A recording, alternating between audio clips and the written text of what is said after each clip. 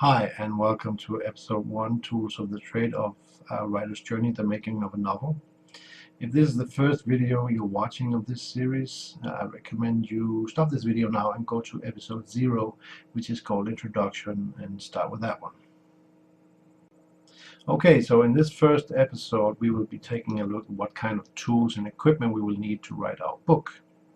Now in this series I will be using terms like we and our and maybe us a lot, because you guys are here with me sharing this experience.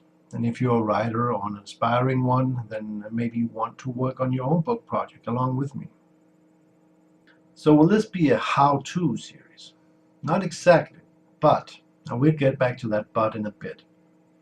My purpose with this series is to show and tell people what kind of work goes into making a novel. And now we've arrived at that aforementioned but I will be offering tips and comments that I think might be helpful to any aspiring or perhaps even established writers out there.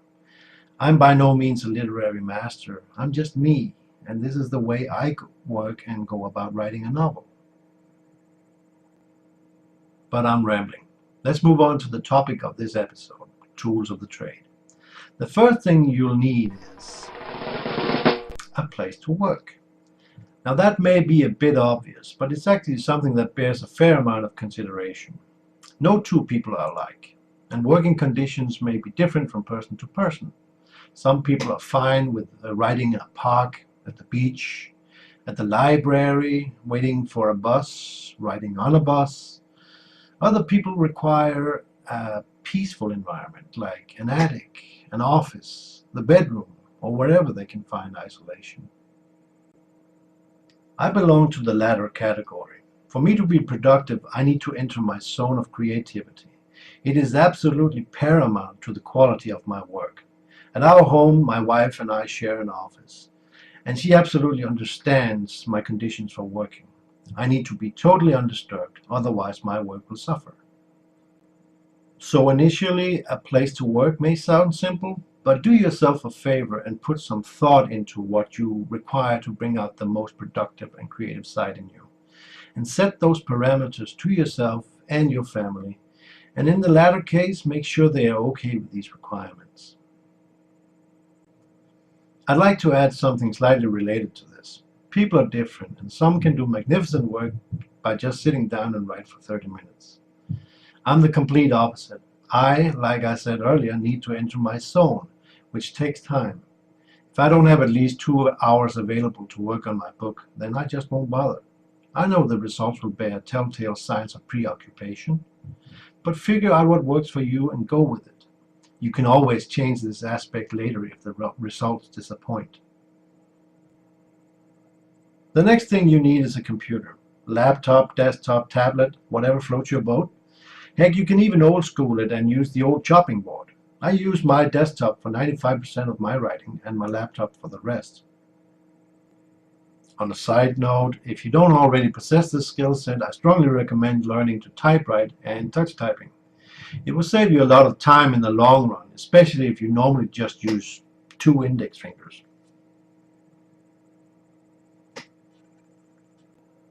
So now we have a place to work and our primary tool, the computer.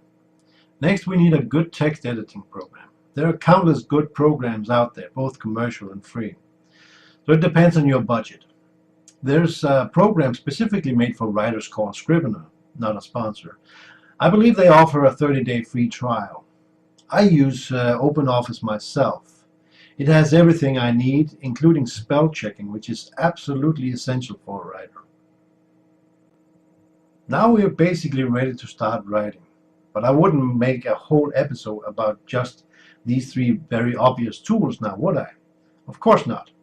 Merriam-Webster.com is an excellent online dictionary we can use to look up a word or find a better synonym. For matters of research, there's always the old trusted Wikipedia.org, but remember to double check your research with another source. Various writing tip sites. There are numerous sites that offers great advice on how to write, how to develop a character, and various writing techniques that you may need over the course of bringing your novel to life. I recommend you do a search for whatever situation you may be struggling with. It could be something like dialogue, which I was struggling with in my first book, but I finally, after researching it extensively, reached a decision based on that research. Like I said, do a search for a good selection of these sites and bookmark them for later ease of access. My friend and editor gave me this book for my birthday last year. No one's perfect, and grammar is not always easy. Might not be a bad thing to have access to such a handy little book. When it's time to design a cover for our book, we'll need a good image editing program such as Photoshop or the free GIMP. After your book is written and edited, you will need to convert it to either EPUB or MOBI if you're doing the self-publishing gig like me. For this purpose, there's a nice free program called Calibre that will help us with this. But this is not something we will need until our book is finished and ready to publish, but I'm throwing it in here as it is a tool we will need down the line. Wow, such a long episode. Well, now that we have all the tools in order, we are ready to begin the actual work. But before I go, let's take a look at the list again. A place to work that is suitable for you. A computer or similar writing aid. A good text editor with a spell checker. Merriam-Webster.com, an online dictionary thesaurus. Wikipedia.org or similar resource sites for research. Various writing tips sites. Grammar assistant if you need one. Photoshop or GIMP or similar program for cover design. Calibre for converting your book into ebook format. That's it. Don't forget to subscribe to this channel. And be a pal and follow me on the various social media sites listed below this video. Also, if you have any questions or comments, please feel free to leave them below. I hope to see you in episode 2, The First Steps. Until next time. Journey on, Riftwalker.